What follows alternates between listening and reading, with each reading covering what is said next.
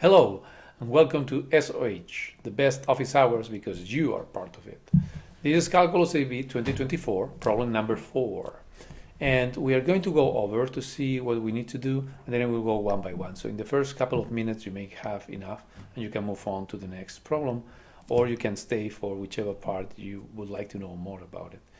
So let's read it quickly. The graph of the differentiable function f shown here has a horizontal tangent at x equal to minus 2. So we have a line that is tangent here up. Okay, cool, true. I don't think we're going to use that at all, but anyway. Let R be the region as an area of 12. Okay, thank you. What else? Then we have 3 questions. The first question is this thing. Notice that there is no f prime here. Inside there is no derivative. We have the full function.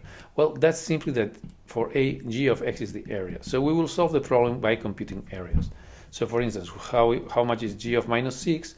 G of minus 6 will be the area from 0 to minus 6, so going in the other direction. So it's going to be minus 12, minus r. I wanted to write r, minus 12. And so on. G of 4 or g of 6, these guys are going to be from 0 to 4, so it's going to be this for g4, right, this one. And for the next one, for g6, is going to be all these things here. Oh. But they are triangles, right? So they're going to be area of triangles, okay? Triangles. So base times height divided by 2. No need to do a proper integral, let's say. Now for B, a critical point, but good point. Yeah, very good point. There is no question about a relative maximum, minimum, or neither. Yay! So for B, we only need to compute g prime. And because g was the integral of f, then this is just f of x. So you only need to find where f of x equals to 0. Right here. So that's it. This is x equal to 4. That's the answer to that one. For C, I guess it's not going to be that fast. So we have a function, but anyway, we have the derivative inside. So basically h of x is going to be f of x minus f of minus 6 because you use the fundamental theory of calculus. And then we will go one by one, and probably, I don't know, we have h, we can just read it here because it's f right here, or yeah, or we can get any other thing, like, you know, the derivative is going to be like f prime, and the second derivative, and with that I stop, is going to be 0. Why? Because here we have a line, and the second derivative of a line is 0, 0. We don't want to get 0 except for the answers, okay? So you're done. You can move on to the next infinite minus 1 problems of Calculus AB and have some fun, or stay and have more fun by checking how we solve each of them, okay? So let's go. So for A, remember, we have to do areas, so that's what we have to do. And the first one, g of minus 6, if we want to write it properly with all the details, it's going to be like this, right? Now, the only thing is that minus is at the top, right, which is kind of odd. So you can turn it around, you can put it down, you can reverse it, and then you have to add this minus sign here at the beginning. And then this is basically, well, the area from minus 6 to 0, so it's r, right? So this is going to be minus r, so it's minus 12, as we were saying before. There are no units, perfect. Sometimes there are some units in calculus, A, B, or BC. Be aware of that and use them. But if not, you don't need to worry about it. In physics, you will always have units. Be careful with that. So what happens now with G4? Okay, G4 is the integral. Let's write it to make sure that everything is clear. So it's going to be from 0. So don't worry about r. It doesn't really matter. And from 0 to 4, what we have is the following. So we have this area here, right? And that's just a triangle.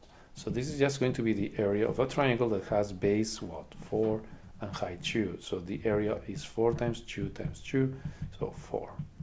No units. What about g of 6? Well, g of 6 is a little bit more interesting. It's this area of all this function. But what's interesting about it is that we have one triangle, which is the same as before, right? But then we have this little triangle here. But it's negative because it's below the horizontal line of the x coordinates. So it's minus the area of this little triangle, which is 2, 1, right? So this is going to be the area of this was 4, and this is base times height divided by 2, so this is 3. And that's it. We got it. Now B, well, B is amazing. I really love this problem because the g prime, how much is g prime? Well, remember that g of x was the integral from 0 to x of ft dt.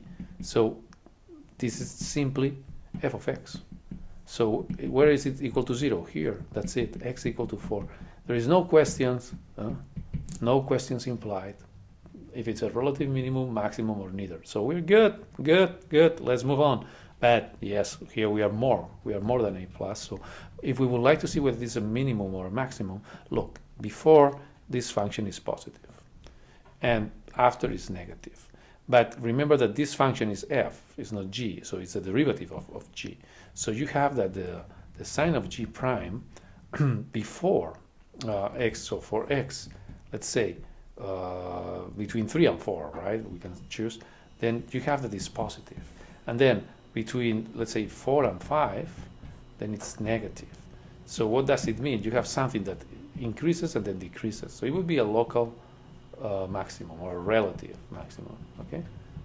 Maximum. And it's okay. They don't ask about it. Probably they forgot. Great. Let's not remind them. Now, the last question might be a bit longer.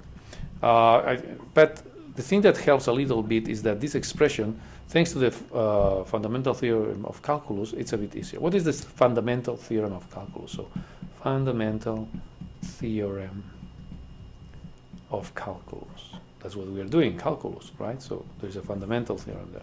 It says the following. If you have the integral from a and b of the derivative of a function, this equals the difference of, well, sorry, this is just f notation, f of b minus f of a. You can just lower or uppercase in your functions, whatever you like.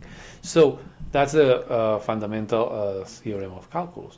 And what you can do here is the following. You can say, okay, so if h of x, then reading that is basically f of x minus f of minus 6. And this is f. How much is f of minus 6? 0.5. So this is f of x minus 0.5. Okay? And that's it. We have it.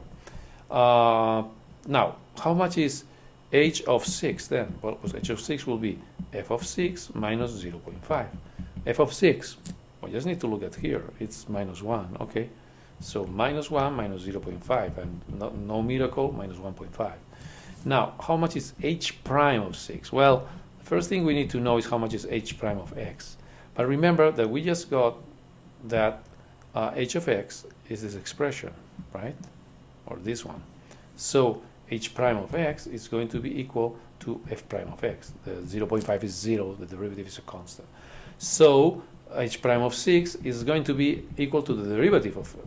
And this is tricky because how do we know how much is the derivative at 0.6, right? How much do we know? Well, we know that this is a line. So yes, we have to think a little bit farther and we have to compute the slope of this line. So it's going to be the slope of the line. And how do we compute the slope? Remember, is how much it has run, in this case minus 1, and for how long? So 2. So it's minus 1/2. That's the story. Or you want with decimals, minus 0.5. And the last question is how much is the second derivative at 6? Well, it's a line, so therefore it's 0. And that's it. You can say it's a line, it's 0. And that's it. So nothing else. Let's move on. Rather be done sooner than later. Bye.